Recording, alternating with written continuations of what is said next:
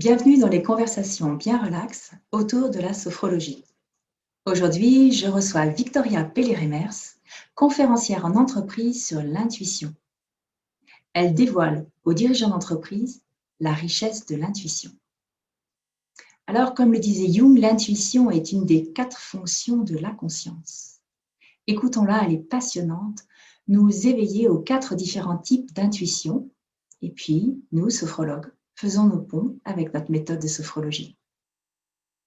Bienvenue Victoria dans cet échange que j'avais envie d'avoir avec toi à l'occasion de la sortie de ton 2e livre qui s'appelle Tous intuitifs et qui pour nous les sophrologues peut être une mine précieuse de ressources et même le sous-titre, l'intuition, l'âme de la performance, parce que tu es conférencière sur l'intuition depuis 2012 et c'est d'ailleurs dans ce cadre-là pour les entreprises qu'on s'est rencontrés toutes les deux, on est conférencières et on s'est rencontrés, on a eu la chance d'échanger et à chaque fois on se dit qu'est-ce qu'on a des points communs entre toi, la façon de percevoir et d'amener l'intuition aux chefs d'entreprise et à ses collaborateurs, et puis moi sur la sophrologie.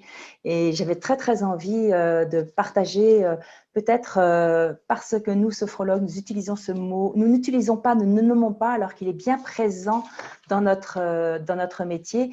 Je voulais juste rappeler à notre communauté de sophrologues que pour le Carl Gustav Jung, les 4 fonctions de notre conscience humaine sont bien sûr la sensation, le sentiment, l'émotion, la pensée et l'intuition.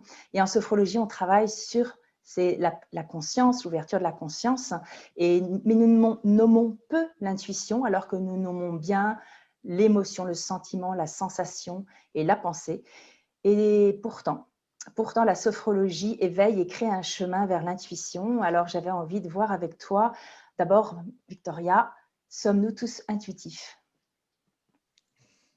Et oui, ça peut surprendre et j'ai vraiment choisi ce titre Tous intuitifs pour répondre souvent à cette remarque quand les personnes me disent tu sais moi je suis plus rationnelle, vous savez moi l'intuition c'est pas tout à fait mon truc. Surtout dans l'entreprise on en rencontre beaucoup et tout simplement c'est une question que se posent beaucoup les Occidentaux et en particulier en France où c'est véritablement une ressource. On a appris à se méfier de notre intuition, on a appris même à la mettre de côté. Et du coup, cette ressource qui est naturelle et qui compose notre intelligence est devenue floue. Et simplement, elle compose notre intelligence. Elle n'est donc pas genrée. J'entends aussi parler d'intuition féminine.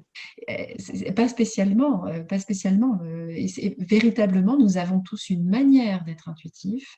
Et c'est simplement d'observer comment notre intuition nous ressemble. Comme nous avons chacun une manière d'être intelligent, nous avons tous une manière d'être intuitif qui parle de la façon dont nous sommes attentifs. À quoi donnons-nous notre attention ? C'est ce qui génère et stimule et nourrit une intuition particulière, puisqu'il y a plusieurs formes d'intuition.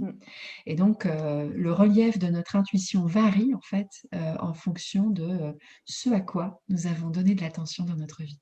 Ouais. D'ailleurs, tu peux rapidement les nommer, ces 4 typologies d'intuition que tu as bien expliquées et tu en fais vraiment ce qui fait la force de cette intuition, mais aussi les pièges de cette intuition. Tu en as dénommé 4. Est-ce que tu peux, que tu appelles les 4 points cardinaux d'ailleurs de l'intuition dans ton livre ? Oui, c'est vrai. Il y a 3 formes d'intuition qui ont un impact sur tous nos projets collectifs, quels qu'ils soient, que ce soit dans le cadre familial ou dans le cadre de l'entreprise. Il y a l'intuition contextuelle, c'est certainement la plus ancienne qu'on puisse avoir. C'est cette intuition qui nous guide dans nos prises de décision. C'est cette intuition qui va simplement ajouter justement un petit supplément d'âme, quelque chose à tous nos raisonnements, à toute notre logique, et qui nous amène tout simplement à choisir, à franchir cette étape entre l'examen rationnel des choses et la dose d'incertitude. Finalement, c'est comme une passerelle, l'intuition contextuelle, entre ce que nous savons et ce qui n'est pas certain, et qu'on ne va pas du tout choisir au hasard. On va s'en remettre à une autre forme d'intelligence qui sait faire avec une grande pertinence la synthèse des choses. Donc ça, c'est l'intuition contextuelle. Et puis, nous avons également l'intuition relationnelle. L'intuition relationnelle, c'est bien de prendre des décisions, mais la plupart du temps, c'est aussi très important de voir avec qui nous nous sommes, mais comment ça se passe pour ces personnes. Et ça part d'une ressource, une capacité, une faculté qui est l'empathie. L'empathie étant une faculté neutre. C'est véritablement dans l'intuition relationnelle. C'est également capter les signaux faibles, c'est également puiser dans notre expérience. Tout cela reste parfaitement inconscient et nous n'avons conscience que effectivement de la conclusion qui est la forme visible de l'intuition, la conclusion qui ressemble à effectivement un moment comme ça d'évidence, de clarté, qu'effectivement je vais percevoir ce qui se passe pour toi par exemple, si je suis avec toi, que je me place en réceptivité de qui tu es et de qu'est-ce qui se passe, qu'est-ce que ça raconte, qu'est-ce qui se dégage de toi. Mais ça peut être aussi pour tout un groupe. Je peux sentir une ambiance, je peux percevoir quelque chose sur le plan relationnel. Vraiment, c'est vraiment une intuition également, forcément qui est très très ancienne, puisqu'autant les premières décisions que nous avons eu à prendre, c'est la décision de survivre, mais c'est aussi avec qui je fais alliance, et puis à quel moment je me sens en sécurité ou pas avec tel ou tel individu, avec tel ou tel groupe. Donc, Et c'est cette... les sophrologues Oui, auront Clémence. reconnu le mot alliance que nous utilisons beaucoup et qui est effectivement l'intuition relationnelle que tu décryptes et que tu expliques et que tu aides même, tu nous donnes des exercices pour essayer de créer cette alliance, cette intuition relationnelle. Donc, nos sophrologues reconnaîtront bien ce mécanisme-là dans notre travail en sophrologie. Et puis, il y a une troisième Mais intuition que tu as mis en... Voilà, et la troisième intuition est très différente parce qu'autant les deux premières puisent beaucoup dans l'expérience et grandit avec l'âge finalement, comme un arbre qui devient majestueux et qui puise dans des racines de plus en plus fournies. Eh bien, l'intuition visionnaire, elle va chercher tout à fait en haut de l'arbre. Autant là, c'est plus du tout dans les racines, on va être dans les feuilles, on va capter. Et ce sera vraiment capter l'air du temps, capter, voilà, l'arbre, il capte la lumière pour la transformer effectivement en nourriture. Il se nourrit finalement, il fabrique quelque chose à partir de ce qu'il capte. Et l'intuition visionnaire, c'est également capter quelque chose, mais qui n'est pas encore là, qui est dans l'air du temps. Et donc, c'est une faculté qui n'est pas encore comprise par les sciences, en tout cas par les neurosciences, et je ne pense pas que ce sera par l'étude de la biologie qu'on va comprendre ce qui se passe dans l'intuition visionnaire, mais c'est véritablement la possibilité de capter quelque chose parfois de façon extrasensorielle. C'est-à-dire que là, ça dépasse le corps, mais nous restons dans la conscience, et c'est une conscience qui sait finalement être informée. Et nous, tout ce qu'on peut observer pour le moment et de façon extrêmement rigoureuse, c'est d'observer que cette capacité humaine est totalement avérée, que nous ne savons pas, on peut humblement reconnaître qu'on n'a pas encore les moyens de mesurer comment nous faisons. Comment nous faisons pour avoir cette intuition visionnaire, cette troisième forme d'intuition. En fait, elle a également un impact sur les projets, puisque un projet, c'est avoir une idée, c'est capter quelque chose, une tendance, peut-être un risque, peut-être une opportunité. Et puis, c'est effectivement de bien s'entourer, de sentir comment vont les autres. Et puis, la quatrième forme d'intuition, c'est une intuition plus profonde, plus personnelle. C'est une intuition effectivement d'ordre plutôt spirituel. Qui se manifeste assez différemment des deux autres. Autant on va avoir des manifestations par le corps, dans les décisions, dans les relations. Et puis l'intuition visionnaire, comme son nom l'indique, les personnes, dans l'expérience que j'en ai depuis 17 ans, que je questionne, que j'observe, et puis sur ma propre expérience, c'est de voir, effectivement, ce sont des images intérieures. C'est vraiment visuel. C'est vraiment, les personnes voient, et donc elles croient ce qu'elles voient, eux aussi. Mais la quatrième forme est beaucoup plus... comme une sorte de guidance intérieure. Souvent, on parle de la petite voix. Alors, ce n'est pas la voix qui rumine de la pensée, pas du tout. C'est d'ailleurs pas du tout le même ton, mais c'est véritablement on peut être frappé souvent par une forme de bienveillance, de détachement. Il y a vraiment comme l'expression du noyau du fruit. Voilà, c'est ce qui me vient, cette forme d'intuition-là. Oui, et d'ailleurs, tu l'expliques bien dans ton livre, ces 4 intuitions, on utilise 4 mécanismes. D'abord, de poser une intention, comme nous le faisons au début de séance de sophrologie, on pose une intention, on se met dans un état de neutralité, bienveillant et confiant avec soi-même et avec son environnement. C'est Et ça. il y a le troisième, voilà, vraiment postulat de réussite qui va permettre de faire émerger cette intuition, c'est l'honnêteté, ce que nous on appelle la réalité objective. Et le quatrième temps, qui est, tu le nommes, l'écoute du ressenti, du corps, du ressenti, la prise en compte d'un signal. Donc, nous, on appelle ça le phénomène émergent. Alors, en sophrologie, on va plutôt orienter notre conscience sur le positif, mais il pourrait être aussi négatif, une alarme. Absolument. Et c'est ces quatre mécanismes-là qu'on retrouve bien en sophrologie, que toi, tu nommes avec tes mots et qui peut ainsi être partagé en entreprise. Parce que aussi, c'est une des forces que ton livre a, c'est tu partages ton expérience en entreprise, c'est comment arriver à mettre en place cette posture, cette confiance, ce lâcher-prise en soi et en utilisant la phénoménologie. Parce que tu utilises beaucoup le corps, hein, comme nous, on utilise les techniques à médiation psychocorporelle, hein, nous sommes incarnés. Et donc, du coup, vraiment, qu'est-ce qui se passe tu nommes bien que la confiance et l'ouverture sont indispensables pour que cette intuition se manifeste en nous. La confiance, l'ouverture et la neutralité est importante parce que si nous ajoutons un ingrédient qui pourrait nous mener tout à fait ailleurs que dans l'intuition, Ouais. par exemple les attentes, eh bien nous irions sur un biais de confirmation, nous irions sur une sorte... Parce que la confiance et l'ouverture, c'est une ouverture à quelque chose que je ne maîtrise pas. C'est une ouverture à quelque chose d'émergent, pour reprendre en effet cette très belle expression du phénomène émergent. En effet, c'était véritablement accepter, ce qui n'est pas simple, accepter de recevoir. Puisqu'une intuition, par définition, c'est par la réceptivité qu'elle va se manifester. Et la réceptivité, c'est comme un accueil. Et quand on accueille, eh bien, on ne décide pas exactement de la forme de ce que nous accueillons. Nous le découvrons. En fait, nous le découvrons. Et c'est cette découverte, d'ailleurs, cet accueil, qui génère un léger étonnement, Ouais. voire une sidération parfois, Oui. de certaines intuitions. Ce que nous, on appelle en sophrologie le nouveau regard. C'est toujours comme si c'était la première fois, pour quitter ces états de préjugés, ces biais cognitifs qui vont se mettre en place. Alors vraiment, cet échange, pour moi, c'est ce que j'ai toujours senti entre nous, entre la façon dont nous amenions cette présence, cette force. C'est vraiment une force et une ressource intérieure qui est propre à chaque être humain. Et sur la question, sommes-nous tous intuitifs? Quand je t'entends, je dis oui, mais on peut le cultiver. On peut le cultiver, on peut l'enrichir. Nous, avec la sophrologie, toi, avec les techniques.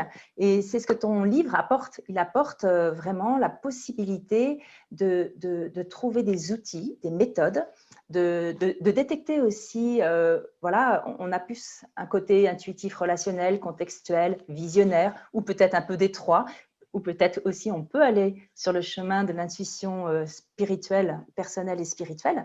Mais c'est un travail, c'est un chemin. Et tu nous montres d'ailleurs des chemins pour y arriver.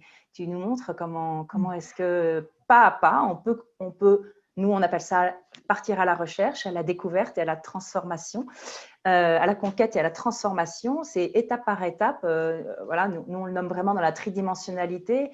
On va d'abord recueillir le phénomène émergent et puis petit à petit, on va commencer à le structurer et à le conscientiser. Et ça va participer à élaborer ce que Carl Gustav Jung mettait en place, c'est cette ouverture de la conscience où on est quand même avec des signaux forts et faibles. Et ces signaux faibles, ils sont présents en nous. Il faut-il être disponible pour les écouter? Et qu'est-ce que tu as vu comme transformation dans l'entreprise suite à ton passage, à tes conférences? Une anecdote ou quelque chose que tu en as recueilli, voilà. Oui, c'est très intéressant d'observer alors deux choses. La première, c'est d'observer une démarche qui souvent ne... Enfin, je pense particulièrement à une fois où je suis intervenue auprès d'un codir de production d'une entreprise industrielle. Donc, on est vraiment avec un profil, on peut imaginer simplement, et puis ce ne sont pas des préjugés, c'est vraiment factuel, c'est-à-dire que chacun arrive avec son bagage d'ingénieur qui donne une façon, une vision du monde, qui donne aussi une certaine lecture. Et en même temps, c'est une population, c'est un public qui est très reconnaissante d'avoir des clés de lecture compréhensibles. C'est pour ça que, effectivement, c'est important d'avoir cette typologie parce que ça donne une lecture plus facile, de proposer que chacun découvre son profil intuitif et puis aussi que chacun découvre le profil intuitif de toute une équipe. C'est ce qui leur permet, et cette lecture leur permet de s'approprier quelque chose qui est passé du stade flou au stade clair et utile et même un levier de performance pour le codir. Et je me souviens encore ce jeune homme assez timide, assez réservé qui avait pris la parole à la fin de la journée. On avait pas mal exploré et on était allé beaucoup sur le corps et ils avaient été très stupéfaits en fait d'observer chacun comment le corps pouvait répondre, comment les signaux, comment ils pouvaient tout à coup entamer un dialogue avec leur intériorité, que ce n'était pas une espèce d'ensemble suspect, mais au contraire vraiment un lieu d'intelligence et un lieu de dialogue possible. Alors ça c'était... Et la proposition qu'il a faite et qui a été accueillie, c'était, voilà, maintenant, je vous propose que pour les prochaines prises de décision, nous ajoutons autour de table un tour des ressentis du corps comme nous venons de l'expérimenter ensemble. Il y a eu un silence, mais c'était un silence très doux, un silence justement, pas du tout un silence suspect. Et c'était un silence d'accueil de l'évidence, comme quand on regarde tous la pleine lune en même temps. Et c'était vraiment ça. Et puis, et c'est ce qu'ils ont mis en place. C'est ce qu'ils ont mis en place dans cette entreprise. C'est le retour que j'en ai eu. Tout le monde, en fait, c'est tout simple. C'est véritablement tout simple. Mais les révolutions, parfois, ça commence par quelque chose de simple, d'accessible, de compréhensible. C'est véritablement des critères importants quand on arrive en entreprise avec une notion au départ qui est très absente finalement de l'entreprise, alors que vraiment sa place est naturelle, surtout dans un contexte d'incertitude. Et puis la deuxième chose qui m'est venue quand tu m'as posé cette question, c'est un groupe avec lequel on a travaillé un petit peu plus, on s'est vu 3 fois, et il y a quelque chose qui s'est passé quand chacun a pu comprendre l'univers de l'autre par le profil intuitif de chacun. Il y a eu quelque chose de l'ordre de la compréhension, alors que c'est des personnes qui travaillaient ensemble depuis des années. Et j'ai pu observer des personnes entrer dans une intimité, c'est pas une intimité affective, on peut tout à fait être dans l'intimité et la pudeur, mais une intimité de travail, une intimité, je dirais que les corps se sont détendus, les cœurs se sont ouverts dans une forme de confiance. Et ça n'a rien à voir, évidemment, avec ce qu'on peut trouver dans une famille ou une bande de copains. Ce n'est pas du tout cela. C'est véritablement quelque chose de plutôt comme une ruche, comme un essaim. Enfin, pas une ruche, parce que on n'était pas... Mais vraiment plus comme une unité. Voilà. Et ça, c'était très palpable. Donc, j'ai pu observer ça, le dire d'ailleurs. Et ils ont tous dit, ah, mais il y a quelque chose qui s'est passé. C'est plus du tout la même chose. Il y a moins de méfiance, moins de perte de temps. Voilà. Donc, c'est ces deux éléments-là. Et puis, le troisième, c'est des larmes. C'est des personnes qui, seulement dans un atelier d'1 heure et demie, découvrent qu'elles ont enfin le droit. Parce qu'il y a énormément de retenues et il y a énormément d'interdits. Et d'interdits parfois qui sont autoproclamés ou autodécidés finalement dans une sorte de compréhension des codes, mais c'est aussi l'expérience que beaucoup de personnes dans des grands groupes avec des N+1, +2, +5 finalement se suradaptent et renoncent à faire partager cette richesse intuitive que chacun a. Et oui, des larmes. Je me souviens d'une femme qui était en larmes et qui disait, mais j'ai toujours su, j'ai toujours senti que c'était pas fou. Et aujourd'hui, je comprends que je ne suis pas folle et que j'ai quelque chose à apporter dans le groupe. Donc ça, c'est merveilleux. On repart chez soi, même s'il y a beaucoup d'heures de transport. Je suis ravie. Mais ouais, mais Je suis juste heureuse. c'est juste, Bien sûr. quand on leur fait vivre une expérience ensemble en entreprise, on voit le groupe se modifier, se transformer. Et eux, de l'extérieur, on en a, et puis nous sommes attentives à ça. Donc, nous accompagnons, nous protégeons, nous mettons cet espace de sécurité qui fait que ça puisse se faire. C'est vrai que nous guidons la séance. Et il y a vraiment une ouverture, ce que nous, on appelle une ouverture de la conscience de qui je suis, cette authenticité qui est en moi, la conscience de ce que mon corps me dit par ces phénomènes et qui me donne la solution, qui me dit ce qui est juste, et puis la conscience de l'autre. Donc l'autre n'est plus vécu comme un ennemi, mais fait partie intégrante de ce tout, de ce cercle qu'on est en train de créer. Et ça crée une belle cohésion de groupe. Ça, c'est vrai, Victoria, je l'ai aussi noté dans les entreprises. Et c'est pour ça que la pratique, l'expérience, et toi, tu passes ta journée à faire l'expérience comme moi, même si on a besoin de les rassurer en leur montrant des fonctionnements sur des tableaux pour leur expliquer, pour rationaliser, voilà. Mais le cœur a ses raisons. Ouais. Le cœur l'emporte avant tout. Et on les amène petit à petit pour s'approprier un mécanisme ils vont repartir avec riche de ça.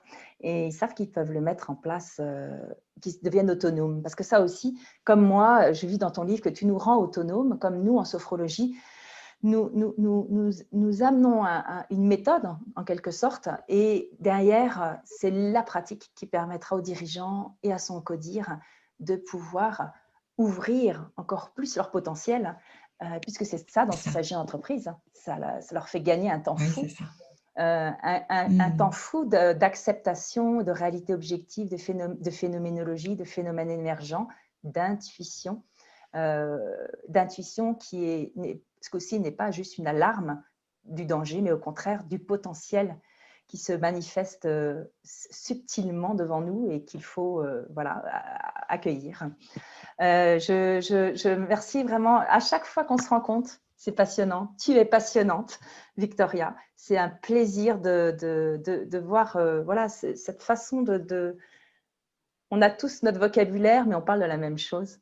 Quelque chose qui est propre en nous. Oui. Jung est pas mal aussi. Jung nous guide bien. Dans je crois que c'est un de nos plus beaux points communs. C'est cette référence, effectivement, à un des plus grands intuitifs, un explorateur vraiment de la conscience.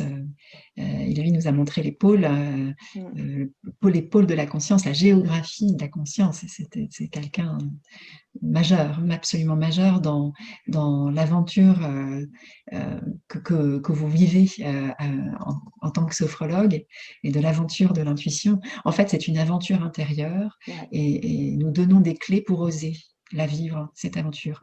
Et avec l'intuition qui est ce registre peut-être un peu particulier, en particulier, j'imagine, dans ce qui peut être justement se rendre, une fois qu'on a effectivement les signaux du corps, se rendre aussi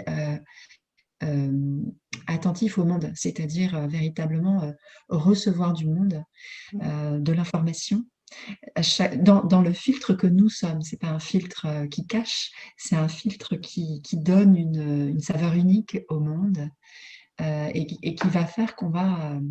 oui, c'est ça. L'âme de la performance, c'est pas que nous sommes tous des génies, c'est que nous sommes tous inspirés, ou en tout cas, nous pouvons tous nous ouvrir à l'inspiration. C'est ce registre-là. Ouais, c'est très joli. Je rappelle, vraiment, c'est à découvrir, Tous intuitifs, de Victoria Pelleremers. C'est un magnifique... Il y a plein de choses dedans. Bon, et des petits clins d'œil et des histoires. Ça m'a émue, moi. J'ai retrouvé tellement de choses que je vis en entreprise quand j'accompagne aussi les dirigeants ou leurs codir. Tellement d'expériences où on se dit... Waouh, là, il y a un déclencheur. Et ce déclencheur, il leur permet peut-être de se réapproprier une vie intérieure, une vie en congruence avec l'extérieur aussi. Il y a toujours cette relation intérieure-extérieure. Et notre intuition, notre âme, a besoin d'être nourrie aussi, stimulée, entretenue. Et tu nous donnes, comme nous, des expériences et tout. Voilà, c'est un vraiment plaisir. Victoria, merci. Toujours un plaisir d'être avec toi. À bientôt. Mais oui, c'est tellement naturel. Merci beaucoup. À bientôt et merci infiniment pour ce retour. À bientôt. Au revoir et bonne fête à tous. Au revoir.